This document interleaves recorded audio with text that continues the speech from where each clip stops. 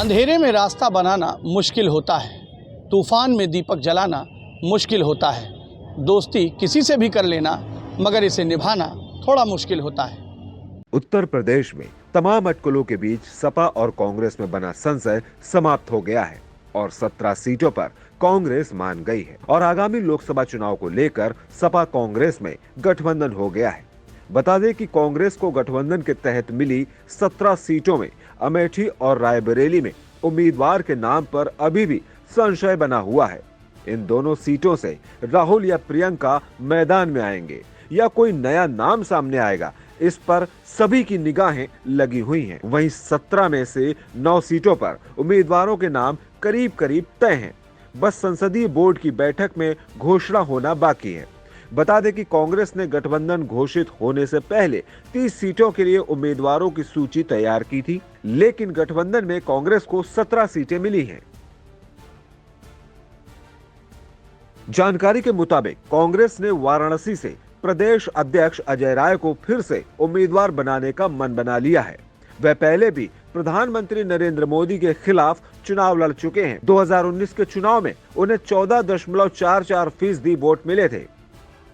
सीतापुर में भाजपा से इस्तीफा देकर बाया सपा कांग्रेस में आए पूर्व विधायक राकेश राठौर को उम्मीदवार बनाने की तैयारी में है। कांग्रेस इन तीनों सीटों को खुद के लिए मुफीद मान रही है। बाराबंकी से तनुज पुनिया, झांसी से पूर्व सांसद प्रदीप जैन, गाजियाबाद से डॉली शर्मा, महाराजगंज से विधायक वीरेंद्र चौधरी, फतेहपुर सीकरी से रामनाथ सिकरवार उम्मीदवार हो सकते हैं। इसी तरह कानपुर नगर से आलोक मिश्र, अजय कपूर, विकास अवस्थी और करिश्मा के नाम पर विचार चल रहा है। मथुरा से पूर्व एमएलसी प्रदीप माथुर और पंडित राजकुमार रावत, देवरिया से अखिलेश प्रताप सिंह और अजय लल्लू, बांसगांव से कमल किशोर और अनूप प्रसाद, बुलंदशहर में बंशी सिंह और एक अन्य के नाम पर विचार चल रहा है। प्रयागराज सीट पर पूर्व विधायक अनुग्रह नारायण सिंह अथवा पिछड़ा वर्ग प्रकोष्ठ के प्रदेश अध्यक्ष मनोज यादव के नाम पर विचार चल रहा है। हालांकि अभी उम्मीदवारों के संबंध में अधिकृत घोषणा नहीं की गई है। पार्टी के राष्ट्रीय महासचिव और यूपी के प्रभारी अविनाश कुमार पांडे के मुताबिक गठबंधन में मिली 17 सीटों के उम्मीदवारों के नाम संसदीय बोर्ड में रखे जाएंगे, वहीं से इनके नाम की घोषणा होगी। सपा और कांग्रेस के बीच पहली बार लोकसभा चुनाव को लेकर गठबंधन हो रहा है। ऐसे में दोनों की साख दांव पर है। फिलहाल कांग्रेस के खाते में आई 17 सीटों में सिर्फ रायबरेली कांग्रेस के पास है। पिछले चुनाव में अमेठी, कानपुर और फतेहपुर सीकरी में कांग्रेस उम्मीदवार दूसरे स्थान पर थे। इसी तरह सहारनपुर, प्रयागराज, महाराजगंज, वाराणसी, अमरोहा, झांसी, बुलंदशहर, गाजियाबाद, मथुरा, सीतापुर, बाराबंकी, देवरिया तीसरे स्थान पर रही हैं। इससे पहले विधानसभा चुनाव 2017 में सपा और कांग्रेस के बीच गठबंधन हुआ था।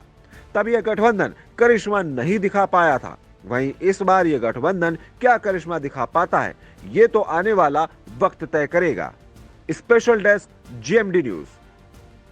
समाजवादी पार्टी और कांग्रेस के गठबंधन के बाद अब नए तरीके से प्रत्याशी चयन की प्रक्रिया शुरू हो गई है, लेकिन अब भी कांग्रेस के पास 17 प्रत्याशियों की सूची में 9 संभावित प्रत्याशियों का नाम का ऐलान होना भी बाकी है। लेकिन कुछ अब भी ऐसी सीटें बची हैं जिन पर प्रत्याशी कांग्रेस को भी नहीं मिल रहे। बड़ा दावा ये है कि रायबरेली और अमेठी जैसी सीट पर भी कांग्रेस किसे चुनाव लड़ाएगी, ये अभी तय नहीं हो सका है। लेकिन समझौते में ज़्यादा सीटें मांगने का दबाव अब भी कांग्रेस के तमाम कार्यकर्ता पार्टी नेतृत्व के ऊपर लगाए हुए हैं।